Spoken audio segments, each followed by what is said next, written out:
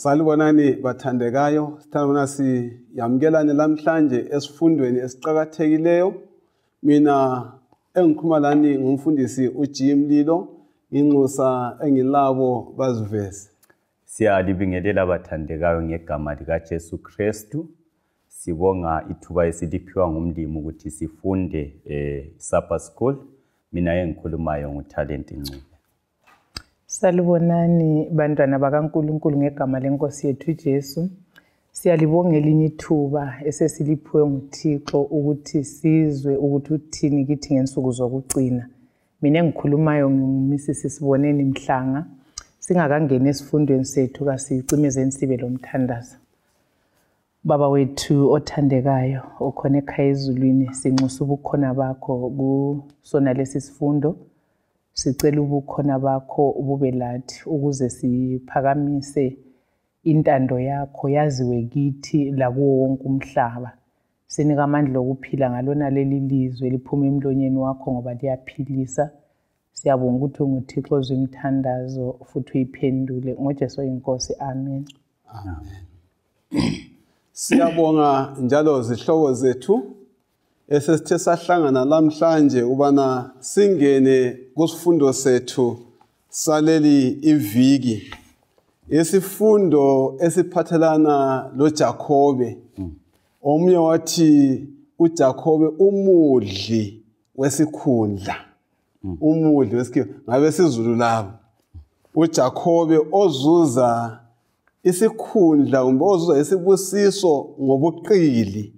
Akusifundele uGenesis ngo-27 ivesi ngelika 36. Kuvesi ngu-36 uEsau wathi akakumfanelanga na ukuthiwa nguJakobe.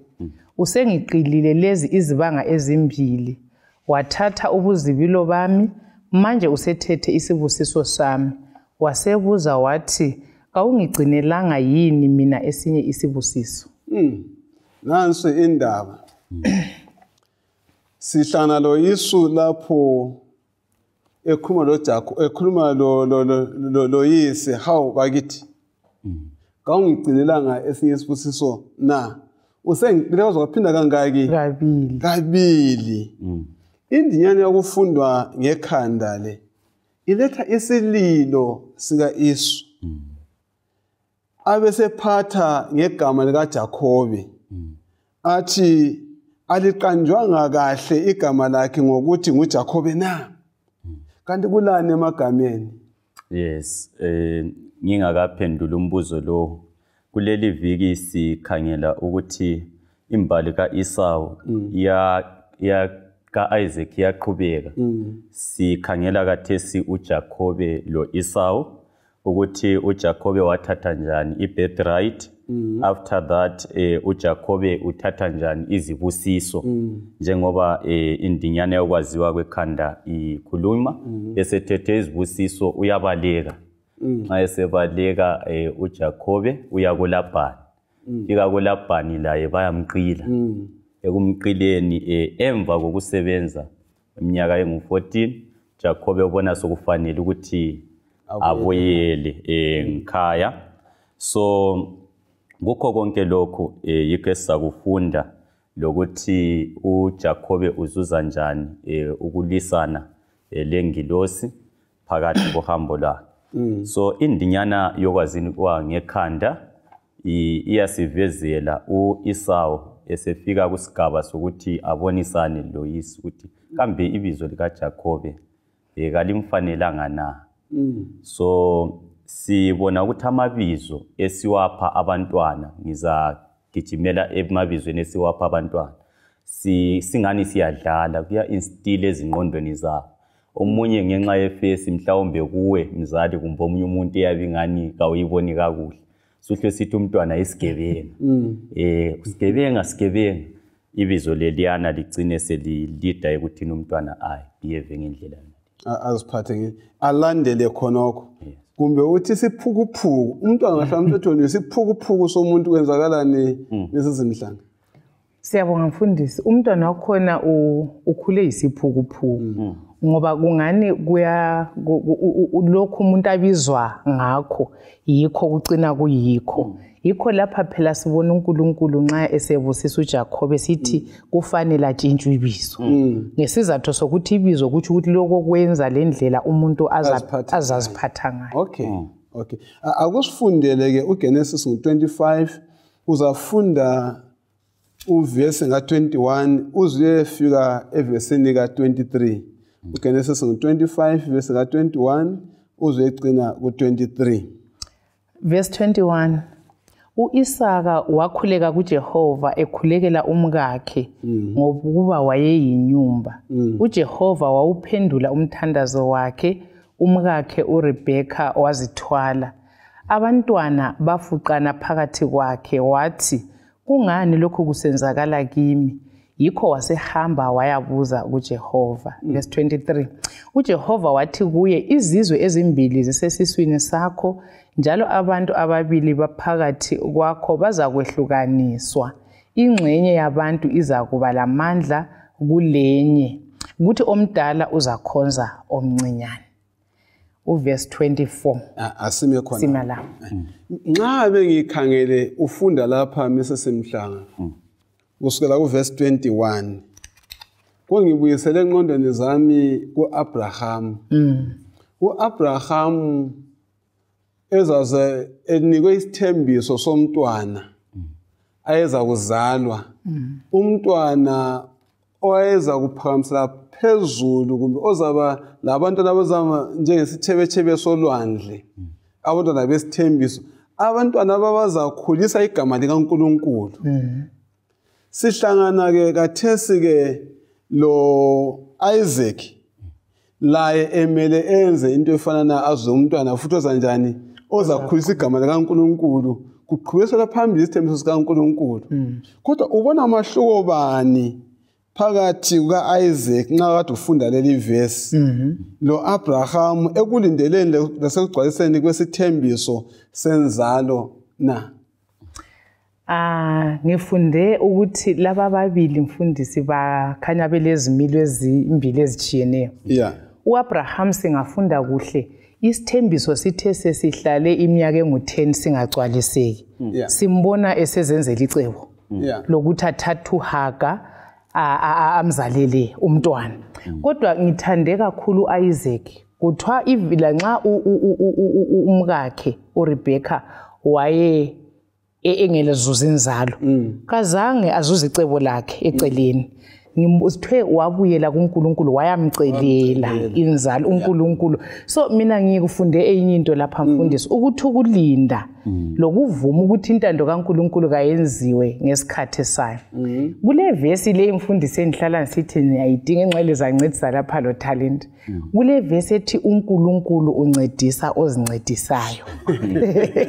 Ngicabanga ukuthi uAbraham wayelengqondo efana na ingqondo yomuntu vele injalo ukuthi hayi uNkulunkulu lobethe hayi ngingenza lokhu kuyaphumelelisa lokhu uNkulunkulu akutsho. Kodwa sibona indoda ethatha uNkulunkulu elizwini okwazi ukuthi isibusiso esingumntwana sivela kuNkulunkulu futhi icebo likaNkulunkulu liphutsha ngoba uNkulunkulu elifuqa. Awuboni ke leyo verse ungaphenya iBhayibheli usuke kuGenesis uzuyefika kuSambulo uliphendulele laphandle awusozuyihlangane layo ethi Jehova uncedisa njani ozincedisayo.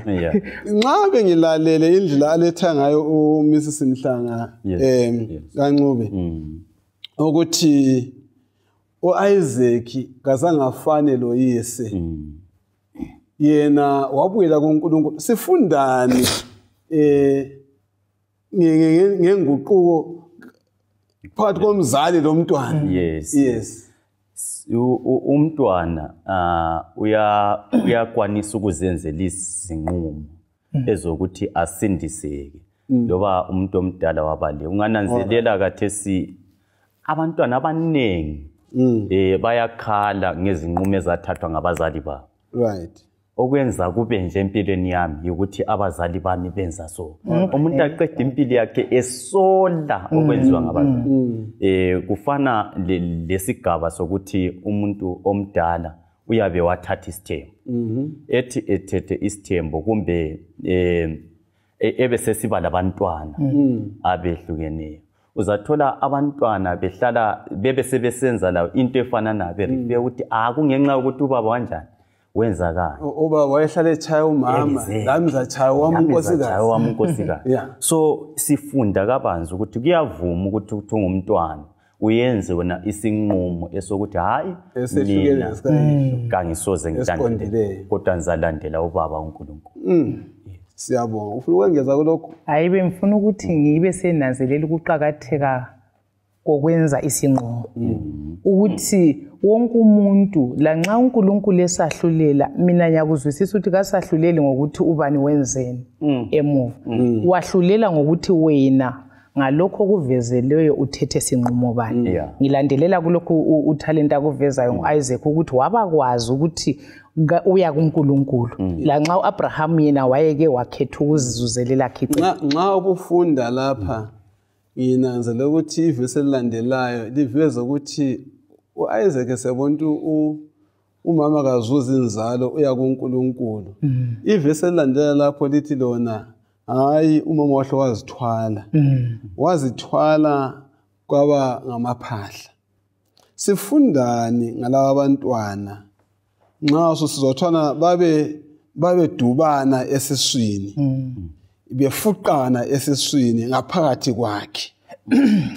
Sifundani ngokwenza kukaRabheka futhi nxa esehlutshwa yilesi senzakalo asizwa ngaphakathi kwakhe ongazange waya kuIsaac tayimbikela kangako waqonda direct kuNkulunkulu. Kuyini sekufundayo? Mina ngifunda olunye ulutho olupositive ngomama lo.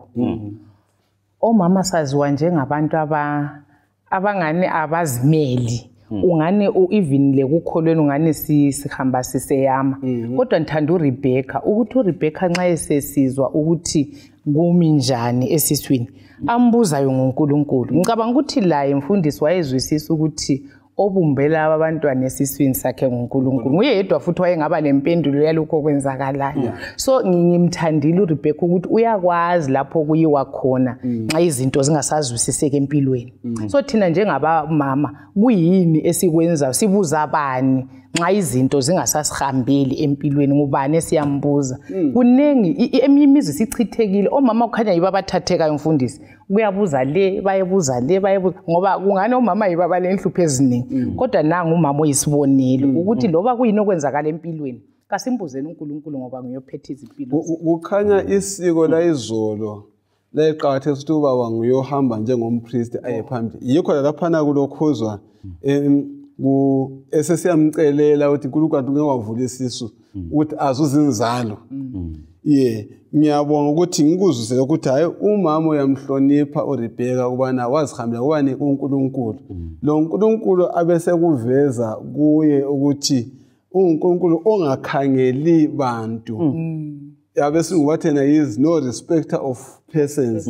Akakhangeli bantu bonke abantu kabaye kuye omama obaba labantwana. Mfundisi lingikhumbuze inyinto uNkulunkulu nguNkulunkulu wethu sonke. Njalo samukela ngendlela efanana iKumpostoli Paul umuzwe sithi kakukho mjuda kakukho wesifazana kakukho wesilisa. So indaba le mina nyake mbona ukuthi ezinkonzweni kule ndaba yona le ehluphayo kulezinye inkonzo esilazo ezivumela ukuthi hayi obaba yibo bodwa abapriest yibo abakhuluma loNkulunkulu lina lingabantwana hlalani ngale. So isintu sethu sesingeni lesiKristwini ukuthi omama kodwa ngithanda ukuthi uNkulunkulu uyasivezela ukuthi hayi umama lo mntwana konke lo baba konke bayamukeleka uNkulunkulu. Siyabonga. Engulanda lapha kathe sifuna ngikuzwisise ngabantwana laba ababili ukuthi ababefuqana esiswini. Kanti impilo kaNkulunkulu ithini kuvesi elilandelayo? Nxa esichaza ngalabo abantwana ababili isifundisani ngokwena bayizizwe ezimbili sifundane ngakho khonokho. Yes, abantwana laba babeza bangabantwana abahamba ngathi bephambene. Omunye wayezathatha indlela enhle, omunye wayezathatha indlela engahambi ngokulandela uThixo. So uzananzelela ukuthi kusiya phambili isifundo siyasivezela ukuthi uEsau wayezithandela izinto ezakhonapho ezemhlabeni lapha ezokuthi wayengelani lokusindiswa. Kukanti kuJakobe wayekhangele phambili ukuthi konke engikwenzayo kumele kuthungamele ekuthini ngisindiswe. So yena wayefuna kakhulu ukusindiswa. Kukanti ke uEsau wayengela ndaba lakho, wayephelela la umcabango wakhe uphelele emhlabeni kuphela.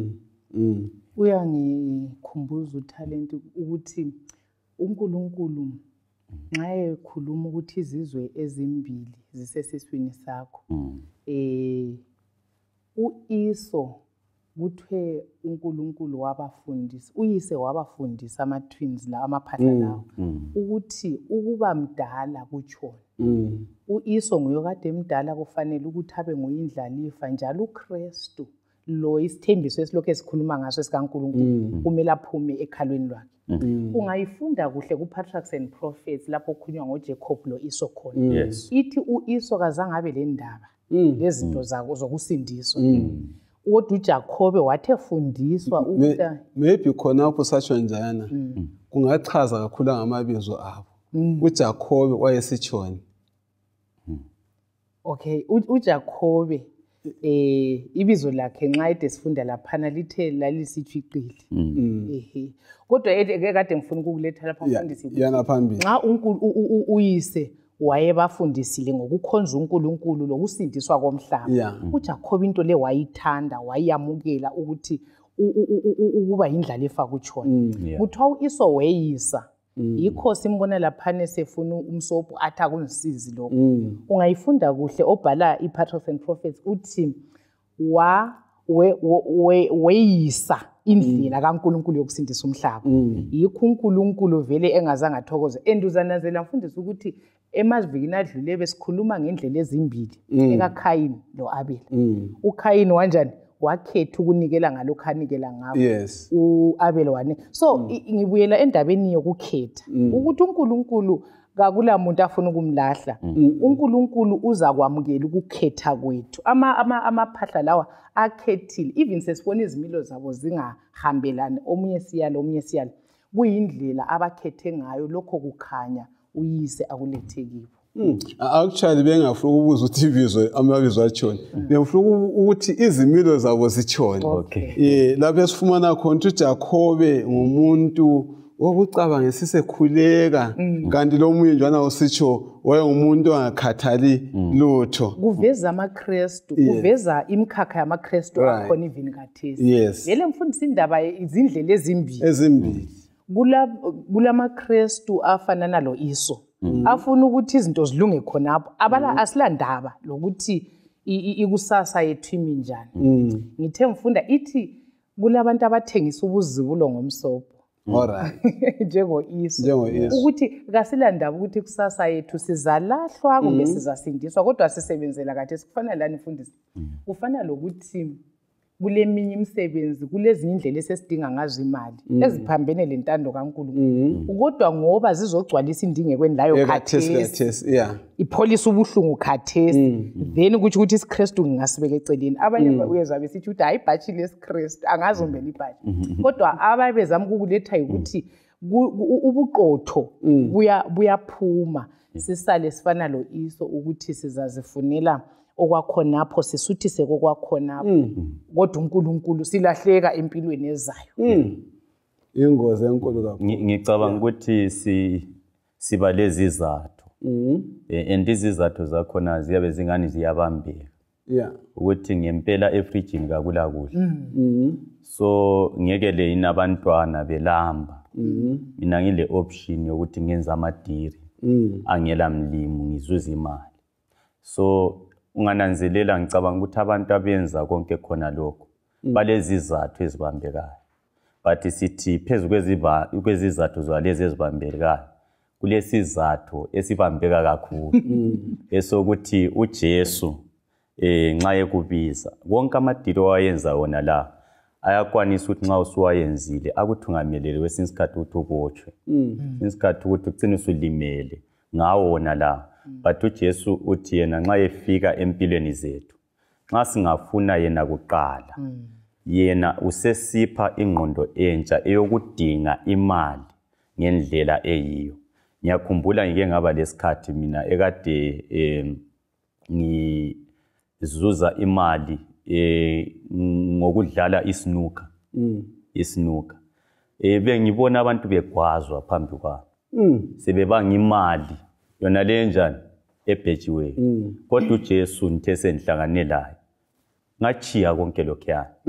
Ngase ngiqala ukudinga imali ngendlela yechannel kaJesu Kristu. Namhlanje ngikhululekile. Abanye bafe after mina sengilandela indlela kaJesu. Ukuthi ingcela mina nguchannel yona. So ukuthi into okunye kulelinye ibhuku engake ngalifunda lapha le literature. Lithi desperate. Uyalizwa vele ukuthi isihloko salo iveza ukuthi whatever action umuntu lo ayethathayo hayi angabe abantu bangamzwela angaba justified ngoba udesperate. Ngilandelela umcabango lethwa nguThaleni ukuthi udesperate lo umfundisi ukhuluma ngabomama abajoyina indaba yokuthengisa imizimba nesizathu sokuthi etafuleni akula kudla. Ngiya embuzweni ukuthi ku-right yini ukuthi uJakobe ayenze indaba uIso alahle ubuzibulo bakhe ngenxa yokuthi ikhathesi ithini. So omama laba nxa bekukhulunywa ebhukwini leli impilo zabo ngama short story impilo zabo bonke qalisa umuntu eswela kumbe intandane kumbe kunjani sele labanawakhe impilo ibenzima abesecine sezithole sethengisa okungcono yilokho. Kodwa mina ngangizibuza ngisesiagiwa ngendaba le ukuthi bekungangcono yini ukuthi azuza imadlana abesethengisa amatamatisi. Kodwa so kakula muntu umfundisi oza ba justified ngokuthi ngenze lokho ngoba ivesi ethinto inkulumo ethinto ngotalent ithi uMatthew 6:33 uJesu uyasibiza uyakwazi vele umfundisi ukuthi sizaba lendingeko lenswelo uthi buyani lapha lifuna umbuso wami kuqala lokulunga kwa singavuma ukuthi uNkulunkulu simamukela thatha indawo empilweni okunye konke esikudinga kumbe ischool fees kumbe ukudla uNkulunkulu uthe uzasikhathalela. Siyabonga kakhulu.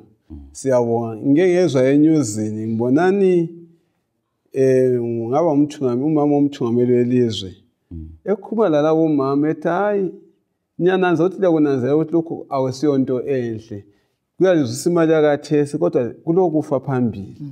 So siyabonga abathandekayo bana siqaphele izimilo zalabantu ababili singangeni phakathi kwazo esikaJakobe lobani lo Isu singabi ngumbangwa wezinto zalapha emhlabeni ngoba umlimi azabuza ukuthi kuzasisiza akuyiphinde njalo ivesi kathi sakuyifunde ivesi ka33 efika ivesi ka36 chapter 27 verse 33 yeah. U-Isaka wathuthumela kakhulu wathi kanti ube ngubani ozingele inyamazana wayiletha kimi ngidlile khathesi nje usuzafika ngambusisa yebo kambe ngempela nguye ozabusiswa. Kwathi uEsawu ewezwa amazwi kayise waqhunsuka wakhala kakhulu okubuhlungu wathi kuyise ngibusisa lami njalo ba. Verse 35 kodwa wathi umfowenu uze ngobuqili wathatha isibusiso sakho. uEsawu wathi kakumfanelanga na ukuthiwa nguJakobe usengiqilile lezi izibanga ezimbili wathatha ubuzibulo bami manje usethethe isibusiso sami. Wasebuza wathi kawungigcinelanga yini mina esinye isibusiso. Nansi indaba yona le ndiyana ukufundwa ngekhanda esifunde ngalamhlanje sibona umbango wezibusiso. Sibona umbango lo esifunde ngawo ukuthi laba bantu babevele befuqana lasesiswini. Okuveza ukuthi kwakuyimpi yobukhulu. Lapha wathi sokusiza ke esibusiseni sebefuqana njalo sebekhulile. Kungenxa yani uIsaac engazange azame ukumthathela uJakobe isibusiso njalo amthuke uJakobe angimuzwa emkhuza uJakobe ukuthi kanti kungenxa usenza so angimuzwe emkhuza kukhona akunanzelelayo yini uJakobe angasamkhuzanga. Kukhona lokho futhi simbona futhi emncedisa uJakobe ukuthi kabaleke. Alright. Mina ngiyakukholwa mfundisi ukuthi uJakobe uIsaka uJakobe wayesekwazi ukuthi icebo likaNkulunkulu lithini ngabantwana laba, ukuthi ozaqhubekisela phambili isithembiso sikaNkulunkulu ngubani. So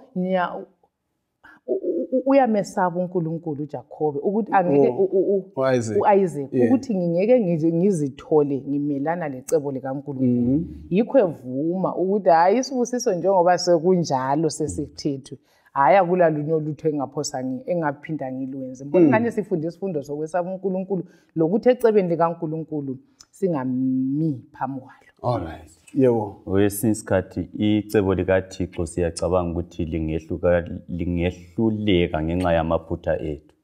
Ukanti-ke icebo likaThixo kalehluleki ngenxa yamaphutha ethu. So ngikukhangele ngaleli lihlo ngibona isehlakalo lesi esenzakala la. Kwesinye isikhathi siyabona abantu abayenza amaphutha singafisi ukuthi siqale sizwisise ukuthi influence behind ukwenza iphutha kuyini. Sibe sesiyadila le result kodwa singela ndaba lokudila lempande yalokho ebangele ukuthi umuntu lo ayenze leli phutha. Yes. Ngoba ungananzelela lapho uJakobe influence yaye kumama. So izikhathi eziningi nxa sisiya ekuncedisaneni njengabantwana bakaThixo kumele sikhangele i-influence ukuthi umuntu lo kuze kufike la, ngoba thina siyathi silokho sidinda i-result, i-influence iyabilokhu ichaya, and noma ungaze kube njani akuphambanisi icebo likaThixo, kodwa akumelanga ukuthi sikhampenele ukuthi amaphutha abe khona. Kodwa iphutha nxa selikhona uThixo nxa ethe icebo lami kalihambe so liyaphutsha kuphela. So kulondoda owabhala ibhuku elithi lona Surrounded by Idiots. So uthi umuntu lo owayele company yakhe, ecompany yakhe undoda lo uthi yena wasesiya interviewer undoda lo wayele company kuthiwa nguStar, wawulama department angu-3. Wathi abantu abasebenza ku department number 1 banjani? Kuthiwa uStar wathi abantu laba abaku department 1 izidoti zabantu. Uthi yena kazange uthathe serious. Wasesithi alright department 2 banjani? Wasesithi labo bazidoti zabantu. Alright. Ku department number 3 banjani? Wathi labo zidoti ezidlula laba bantu. So uthi wasembuza wathi alright njoba bonke laba bezidoti ngubani oqhathele izidoti? Uthi wazonda kakhulu wafuna lokumdubula. So ese-analyze uthi undoda lo wehluleka ukuthi ananzelele ukuthi the more ebona abanye ubudoti yena nguye idoti. Ngiyangaphi ekuthini abantu abenza izinto njengoba likuletha mfundisi, abantu abenza izinto kasiqaleni si-analyze sibone ukuthi kambe isisusa kuyini, siyedila lesisusa ukwenzela ukuthi icebo likaThixo liphutshe. Ngiyabonga sinananzelela ukuthi indaba yonke sokhe sigiqana layo ilokhu isukela khona phana ukuwa komuntu okungena kanjani kwesono. Abantu okumele baphumelele isicebo kaNkulunkulu babaphakamise igama likaNkulunkulu, abantu besithembiso ke. Phakathi kwabantwana ababili laba uIsu lo Jakobe kumele kuphume umntwana oyedwa ozaqhubekela phambili igama kabani likaNkulunkulu. Yekela ngihle ngigijime ngithi lokho. Ungafunda iAdventist Bible commentary. Yes. Isitshela ukuthi qaphela uIsu yena ngokwakhe wavehle wathatha ikhosikazi ngaphandle kobana ancedisane labazali bakhe. Wathatha kumaKhenani. Ungananzela uAbraham esefuna bana athathe lo Isaac ikhosikazi. Ngenxa yokuthi wayesathi uIsaac kumele aphumelelise icebo likaNkulunkulu lokukhulisa abantwana abangangesizwe angangesithebethebe solwandle. Kwamele abe very careful ukuthi uthatha umntwana hathi kumaKhenani abantu manjani bakubo. So uIsu wahle wavela wahlazifaka eceleni kuleso sibusiso engakaqetshelezela lanxa kwangena ngobuqili. Kanti futhi yena uIsaac nxa wayesemele akhangele ozaba yindlalifa umele amukele isibusiso, sifunda ukuthi kazange aqale laye ayeconsulta bakhumele uNkulunkulu. Kanti phakathi kwabantwana ababili nguphi umele kanjani abe nguye, ngoba indaba inye kumele abantwana kumele kuphume umuntu ozaqhubekela phambili icebo likabani likaNkulunkulu. Ungafaka all wrong kasayi phambili icebo likaNkulunkulu. So kwesisikhathi singenza langobuqili kanjani kodwa icebo likaNkulunkulu kanjani liyaphumelela. Kulokhela ukuthi into yamfundisi efunda into eyodwa utalent bekhuluma ngeinfluence kamama. Ukuthi uRebecca wayesetshelwe nguNkulunkulu ukuthi hayi omdala uzasebenza. Yes. Indaba yayikomncane kodwa khangelani uNkulunkulu wayedinga uncediswa yizona lapho. Hayi icebo lalizaphutsha laloba ngabe uJakobe katshelwanga ngunini ukuthi kayicela isibusiso kayicela thatha isibusiso.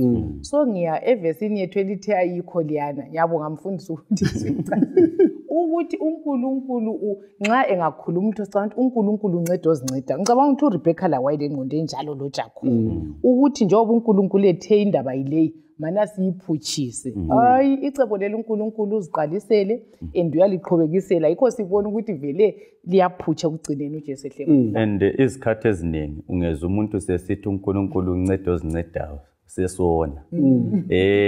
So kumele sikunanzelele ukuthi kukho konke sikwenzayo kambe uJesu nguye othungamelayo yini, ngoba ngempela abathandekayo umhlaba lo ungaze uzuza imali nxa ungela Jesu kawulakho ukuthula. Ngaze uzuze inotho nxa ungela Jesu kawulakho ukuthula.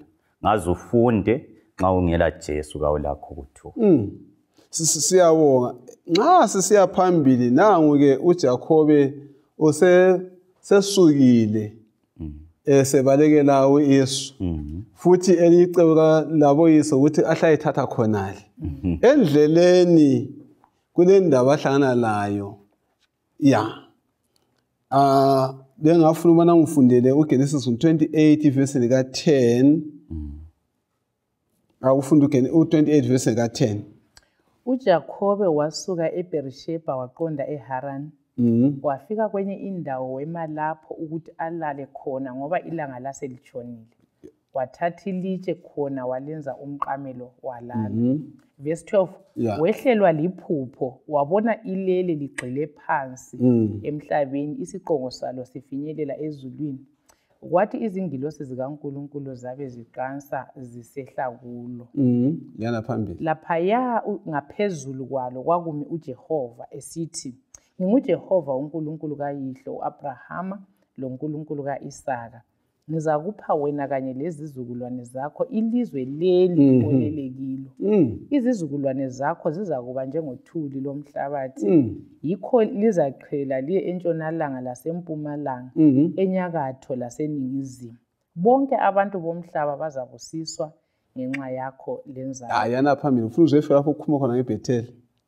"Ngilawe njalo ngizakulinda loba ungaze uye ngaphi. Njalo ngizakubuyisa kuleli lizwe.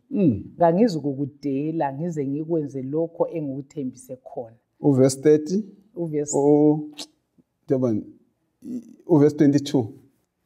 Uverse 22. Njalo leli litshe njalo lelitshe leli engilenze insika lizakuba yindlu kaNkulunkulu. Njalo kuzakuthi konke onginika khona ngizakunika wena ingxenye yetshumi. Siyabonga kulapha thinta khona le iBhetheli le angithi le iBhetheli sifundani lapho masiqathanisa iBhetheli leBhabhiloni kukohlukane njani lokho kwezinto? Sifica ukuthi eBhabhiloni kusenziwa umphotshongo weBhabheli kuGenesis chapter 11. Abantu babefuna ukuthi kwakuveza ukufuna ukusindiswa ngemisebenzi kwabo, ngoba babe kusuka phansi kusiya phezulu, umphotshongo wawusuka phansi usiya phezulu, kodwa ilele lalisukela phezulu kuJakobe ngapha eBhetheli, ilele lalisukela phezulu lisiya phansi kuveza ukuthi uJesu nguye oyehlayo abuye azosidinga njalo nxa simamukela sisindiswa ngaye. So kasiyi kuThixo ngemisebenzi yethu kodwa siya kuThixo ngoJesu Kristu nguye osipha ukuthi siyabonga. Kuyaphindwa amazwi akhulunywa kuJakobe nxa walalele lapha amina akhulunywa kuAbraham nxa walalele lapha kubani kuJakobe akhulunywa futhi la kuIsaka angithi yalani isivumelwano sasenzwayo kwezwakala. Sibona lapha uJakobe bathandekayo sezekhupha okwechumi kulomcijo bani esingawuthatha kumazwi kaJakobe aqondana lokwechumi na? uJakobe mfundisi lapha uthi unika uNkulunkulu isithembiso sokuthi uzalitha okwechumi ngemva kokuthi uNkulunkulu esembenzele yes. Ende mina nginanzelele mfundisi ukuthi uJakobe wayeyisoni esasisukele esigcila umfowabo. Kodwa sihlangana uNkulunkulu isoni esisenzela umusa ehlangana lesoni. Kwesinye isikhathi sicabanga ukuthi uNkulunkulu uqala dinga ukuthi senze kuhle ukuze asamukele. Kodwa lapha sibona igrace, ochasisa igrace uthi unmerited favor, kwenzela umusa. Vele ubungafanelanga uJakobe wayafanelanga ukuthi uNkulunkulu amenzele ulutho ngenxa yokuthi ngendlela ade eyisoni ngayo. Kodwa sibona isithembiso esihle. Sibona amfinyelele amfithizelele leso sithembiso esasikhulunywa kuAbraham noIsaka. So indaba ye-tithe uthi sokuyiku ngicabanga ukuthi kwakuyindlela ababaza ngayo ukuthi kuyini enzamenzela khona. Yabona uDavid kuPsalm 116 verse 12 uthi what shall I render? Ngizamenzela uNkulunkulu ngezibusiso zonke azithululela kimi. So inhliziyo kaJakobe yayisitsho njalo. So sifundani ukuthi ukulethwa kwechumi leminikelo kuNkulunkulu kuyindlela yokubabaza lokhu uNkulunkulu already asenzele khona. Ngiyake ngizomnye umcabango ukuthi ngubani empilweni zethu ngiyake ngizomnye umcabango nxa ibandla linganalisa kwenzi kuhle. Siyabe sesithi kasiletheni khona uNkulunkulu ezasibusisa. Hayi uNkulunkulu siletha ngoba already usesibusisile sesi-enjoyile sesibabaza ukuthi sizamuphani. Sikhumbula uDavid asebelungiselela ukwakhiwa kwethempeli kuthiwa wathi uNkulunkulu konke lokho esesikubuthelele la vela sikho kwethu akula muntu obize lolutho ngoba izinto zonke zingezakho. So babebonga uNkulunkulu lokho akwenzile. Ungabona sifika leso sigaba sesikhulile kukholweni. Akungifundele uGenesis chapter 29 ubusumbalela ivesi lika 1 uyefika ku3 ususeqa uye ku30. Amen. Genesis 29 uJakobe waseqhubeka ngohambo lwakhe wayafika elizweni labantu bempumalanga. Wabona khona le umthombo esiqintini kule mihlambi yezimvu emithathu ilele eduzane kwawo ngokuba imihlambi yayinatha khonapho emthonjeni lo. Ilitshe elalivale umlomo womthombo lalilikhulu. Kwakusithi yonke imihlambi ingabuthana khona abelusi baligiqe ilitshe balisuse emlonyeni womthombo banathise izimvu. Base belibuyisela ilitshe endaweni yalo emlonyeni womthombo. Uverse 30 abesesithi uJakobe wembatha loRaheli laye wamthanda okudlula uLeya wasesebenzela uLabhani okweminyaka njalo iminyaka 7. Siyabonga lapha sihlangana loJakobe esehambile wazwafika ke lapha afika khona angithi uNkulunkulu uvumela kanjani isenzo sika Labani kumbe uJakobe sibona ukuthi wafunda sifundo bani kule indaba. Lapha siqala ngoJakobe ehlangana lobani loRachel angithi indlela ukuthi bahlangane bathandane isukela elitsheni. Isukela elitsheni abelusi balo bana baligiqa waqina njani eligiqa wasemthanda obani uRachel. uRachel wafisa ukuthi anjani abe likhosikazi lakhe kodwa uverse 30 sihlangana laye lapha hayi songane awusahamba ngendlela naliyana. Sifundane ngoLabani sifundane ngoJakobe sibonani kulezi zinto eBhayibhelini litshe limele uJesu Kristu. Kole ngoma number 39 isithi uJesu esihlabelelo samasabatha ithi uJesu lidwala la So uJakobe wayeseqale wahlangana loJesu. Wasefika isikhathi sokuthi athande omunye. So ekuthandeni yikho uthola ukuthi uthando lwakhona lwalungayisilo lokuhlukuluza but lwalungolokwakha. Seqiliwe njalo yikho uthola ukuthi kazange retaliate aphindisele ngokubi. Kodwa bagelani lapho wayesethwale lo sowabo. Yeah. So noma nje wayesuke eqilile la lapha seqilwa kodwa approacha ngendlela etshengisa ukuthi usekhulile engqondweni. Njalo uJesu uyaphila kuye. So sifunda lapha ukuthi izikhathi eziningi njengamaKristu sizadlula ekuqilweni. Kwesinye isikhathi usuyenze icovenant sibili, wenza isivumelwano. Kumele phakathi kokuhamba wena umele uJesu. Lapho bekuhlukuluza responda redemptively. Utshengisa ukuthi ufuna ukuveza uJesu lo se-influencer impilo yakho. Siyabonga ngithathala lapha ukhuluma khona ukuthi uJakobe waqilwa kodwa ke wakubekezela khokhwana. Ngizayiphinda nje ukuthi la nxa uJakobe wayeliqili bathi bona utsotsi kabanjani kabagelani. Lapho sihlangana lo Jakobe ehlangane lobani lo swabo ya laye waqilwa. Singafunda njani ukwethemba uNkulunkulu misisimhlanga la nxa singaboni ukulungiswa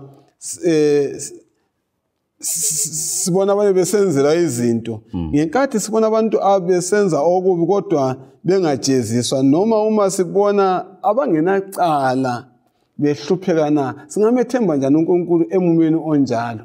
Okay, siyabonga mfundisi. Ngicabanga ukuthi njengamaKristu lokho kubuzayo kuyasehlela ukuthi kwesinye isikhathi thina esifuna ukuhamba ngendlela yokulunga kwesinye isikhathi izinto zingane ziyaphuza ungana azihambi.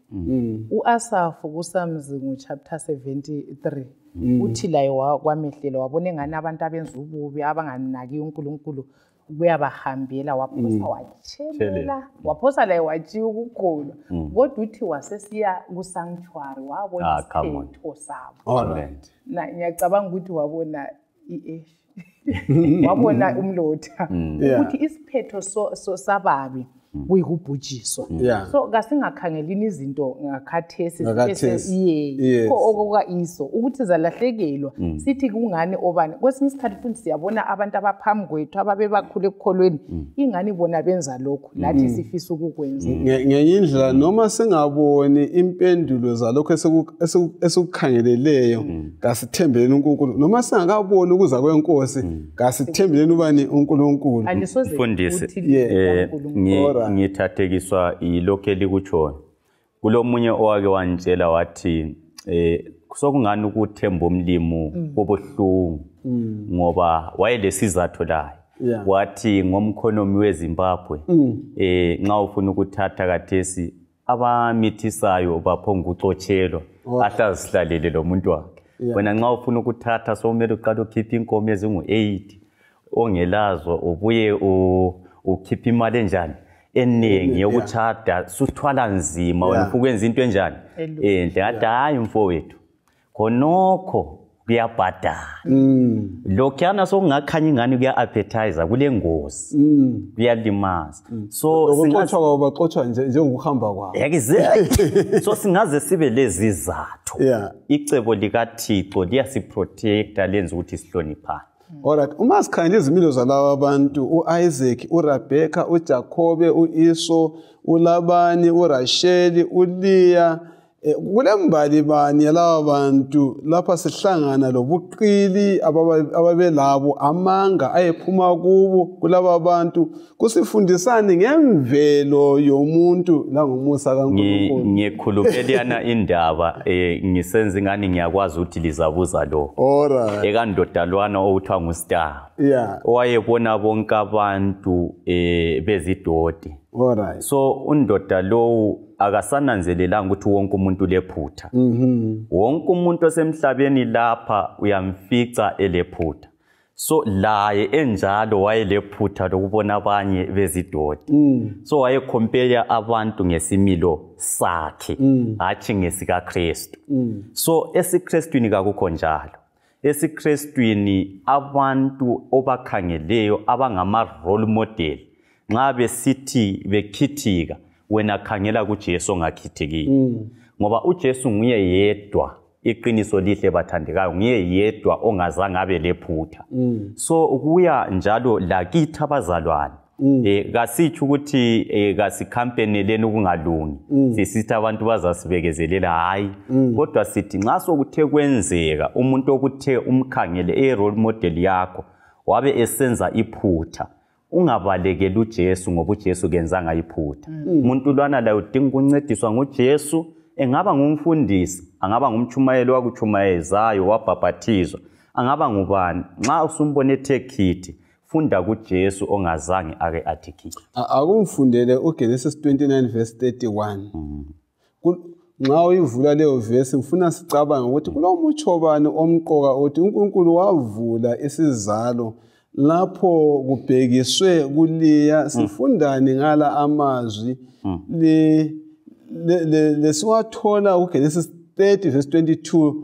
Lo mutsho wamabizo atshoni kumbe athini, uRubeni, uSimyoni, uJuda and so forth. Nxa sifunda lama verse ngicela sikhumbule ukuthi sigcina uJakobe esekhawana ufuna ukuthi athathe uRachel, nangu seloLeya and so forth. Kathesi ukhanya uthando kaJakobe lukubani? LukuRachel. Sifundani ke akusifundele leyo verse. Verse 31 uchapter 29, uJehova wathi ngokubona ukuthi uLeya wayengathandwa wavula isizalo sakhe, kodwa uRachel wayeyinyumba. Uchapter 30 verse 22 abesesithi uNkulunkulu wamkhumbula uRachel, walalela kuye, wavula isizalo sakhe, wathatha isisu, wazala indodana, wathi uNkulunkulu uselesulile ihlazo lami. Ya lapha Mhlangu ngasitshela ukuthi nxa uthiwa uNkulunkulu wamkhumbula wavula isizalo ngamafitshane uthi sichazela ngamabizo la amabili amathathu, Samuel lo Ruben. Okay. uSimyoni lo Ruben lo Juda. Wothani impendulo oqala ukuthi sifunda ukuthi uNkulunkulu nguyophethe intambo. Right.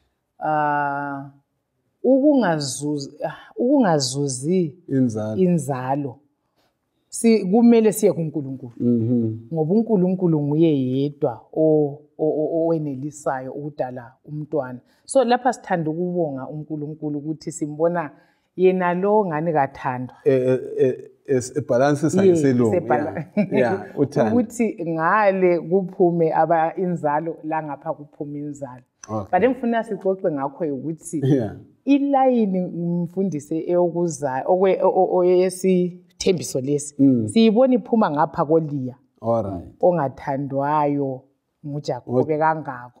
Kodwa uNkulunkulu avume ukuthi koJuda indaba iphume iyephuma ngeUmesaya sesitshiyagalolunye. Khona lokho ngibona ukuthi icebo likaNkulunkulu uJuda futhi ongayisozibulo njengoJakobe yeah, imethi kaNkulunkulu mfundisi ayingeke ichasiswe ngumuntu.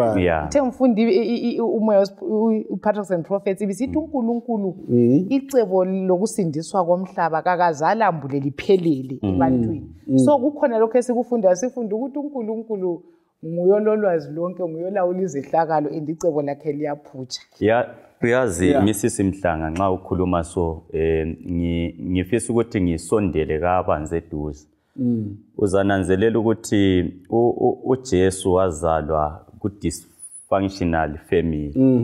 Ogoma bonke labana ababephenduke ezintweni zabo. Abantu oJuda ababe owake wenzi izigigaba zabo Davida so forth. Okwenza ukuthi sibonisise ukuthi namhlanje silaba abantwana ngitsho lasebandleni ukuthi bazalwe ku dysfunctional family njengami so. Abazali babengazange bake bahlala bonke, wazalwa umama wahle waya ngapha, ubaba waya ngapha, wakhula kwenye indawo. So abanye bakhona umfundisi nje. So uzathola ukuthi abantu bona labo baba discouraged. Abona ngani yena kasolutho. Ukanti kuThixo uthi out of ifamily enjalo kuyaphuma umntwana ongazikhethela ukuthi ngaye abantu abanengi basindise. Siyabonga kakhulu. Sibona ke uliyese jabula umntwana oqala nguRuben ukuthi uNkulunkulu njani uyabona ukuthi bengathandwa. Umntwana wesibili nguSimyoni uNkulunkulu uyezwa imithandazo njalo kuma mesechilo. Kubuya uJuda athatha udumo kuNkulunkulu. Siyabonga kakhulu. Akumfundele uverse ngeka 25 lo 26 uGenesis chapter 30. Amen. 25 lo 26. uRachel esezele uJosepha uJakobe wathi kuLabhani ngivumela ukuthi ngibuyele elizweni lakithi. Ngipha omkami labantwana engibasebenzeleyo kuwe. Ngihle ngibambe indlela. Uyawazi umsebenzi engusebenzileyo kuwe lapha.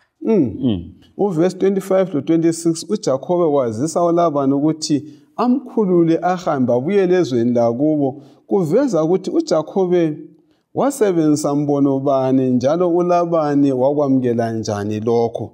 Kanti njalo futhi indlela uJakobe uphatha ngayo sifundani ngesimilo sikaJakobe sesifika kulesi sigaba. Kazange asuke masinyane. Nxa ufunda uGenesis 31 verse 13 uyasitshengisa lapho ukuthi uJakobe kukhona eseyikho khona. Maybe ungahle uyifundela leyo verse. Uverse ngo13 ithi nginguNkulunkulu waseBhetheli lapho owagcoba khona insika njalo lapho owenza khona isifungo kimi. Suka kuleli lizwe khona manje ubuyele elizweni lakini. Sifundani la ngesimilo sikaJakobe. Okay, mina mfundela lapha mfundisa ukuthi uJakobe wayesengumuntu okhulileyo. Ekukholweni. Wayesekhulile kukhona. Futhi izinto zikaNkulunkulu ngicabanga ukuthi wayesezibona ngelihlo likaNkulunkulu. Indlela yokuthi uNkulunkulu wahlangana laye ngale eBhetheli. Esesiyaphila koLabhani yazwisisa ukuthi sona lesiyanisiga sasamkhulisa ekukholweni ukwazi intando kaNkulunkulu. Ngoba ivini lapha esehamba mfundisi. Sibone ngabaleki. uLabhani wayengamntwana engasekho. Labantwana lenziwe njengeqili. Kodwa lapho sebekekile sezwisisa indaba yokukholwa sehlala phansi avalelise and uNkulunkulu abese ubuzo umelela icommand yokuthi kahambe. uNkulunkulu athi nxa esethe kahambe angikhona so uthi immaturity khona lokho. Siyabonga kakhulu. Yebo, ukukhule esiKristwini kwenza ukuthi izinqumo esizithathayo siqale sizihlolisise ukuthi ziza affecta njani mina lalapha abaseceleni kwami. So lapha uJakobe utshengisa ukukhula kakhulu esiKristwini. Ngakho ke into endithathekisa kakhulu ukuthi ngesinqumo sakuqala ngale wasuke baleka wayengela lutho. Ngesinqumo sakathesi usuka ngokwecebo likaThixo wasuka eselolutho. So kulabantu abacabanga ukuthi ukufaka umlimi eceleni ngiqale ngidinge okwami yikho kuzangenza umphumele. Ukanti ke silabo abantu abamkhoza uNkulunkulu ngomoya la ngeqiniso abalenotho yonke ngenxa yokuthi bafake uNkulunkulu. Uhluhlanise la le impendulo ukuthi njengebandla singaba sengozini yokuziphatha njengoYesu maqondana lobuzibulo. Sike saxoxa lokho uNkulunkulu kambe singatshengisa ngani ukuthi ngothando sithokozelele ukwenza lokulandela konke okukhanya uNkulunkulu kanjani akwembule kithi. Yes, ingozi ekhona ukuthi sikhohlwe njengebandla ukuthi thina okwenza sibe lapha emhlabeni ukuveza uJesu. Sigcine sesithengisa ivangeli ngokufuna izinto zalapha emhlabeni kuphela. So lapho si earthly focused kasibeni heavenly focused ngamandla. Kwenzela ukuthi konke sikwenzayo kuchiya abantu bekhululiwe ebugqilini besono njengoba lathi uJesu wasikhulula. So konke engikwenzayo kakuveze uJesu kuqala. Lithinte ngematurity ufuna ukuthini kulokho? Hayi bengifuna ukuphinde ukugcizelela ukuthi umpostoli Paul uyasibhalela ku 2 Corinthians 4 ungayibala ikhuluma ngenhlupho siyahlukunyezwa kodwa kasidangali kunjani abe sesithi okwenza kube njalo ukuthi kasikhangelanga izinto ezibonwayo sikhangela izinto ezingangale so ngiya emcabangweni wethu ukuthi njengebandla asifake nini focus yethu entweni ezaphezulu njengoJakobe khona lokho kuzenza ukuthi izinto zalapha emhlabeni sizitshaya indiva ngijayele ukuthi ngithi mina ungaba lakho ukudla kodwa nxa isono singasuswanga empilweni yakho fana lokuthi uzinonisele ukuye egeheni so okuqhakathekileyo kakhulu emuntwini lapho sikhangela into zalapha emhlabeni asifuneni kuqala uThixo ukwenzela ukuthi konke okubuyayo sibe lokukhululeka silakho singahlukuluzeki siyabonga lapha bevesidinga ukuthi sikhangele uNkulunkulu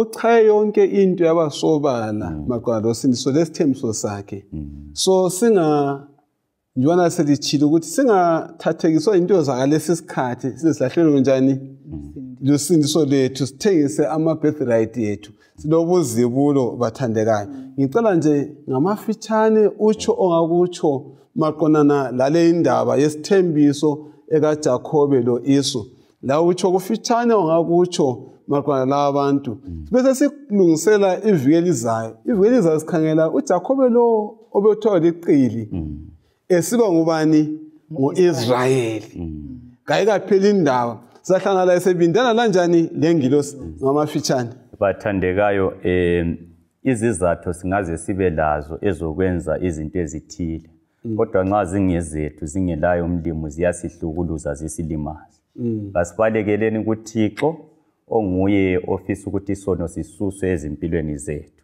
sibe sesiguqulwa izimilo zethu zifanele zikaJesu silungele umbuso wezulu konke kuzasihambela kakuhle Siyabonga bandla asinanzeleleni indlela uNkulunkulu abuyisana ngayo lathi singazuza uJesu onguyilada elisikhonecta loNkulunkulu sesizuze konke asiwufuneni kuqala umbuso wezulu konke okusihluphayo lesikusweleyo inkosi ezasigcwalisela singakhohlwa abathandekayo ukuthi indaba yonke iqondana losindiso lethu kulesithembiso sikaJesu ozayo njani masinyane masingakhanga into zomhlaba kasibekezeleni siyakugcwaliseka leso sithembiso singazenzeli okwethu kuzaba kuhle kubana okancube asinikele sonke enkosini bona inkosi siqinise sigxile kuzo izithembiso zikaJehova inkosi ethu yeza masinyane siyabonga abathandekayo kasithandazeni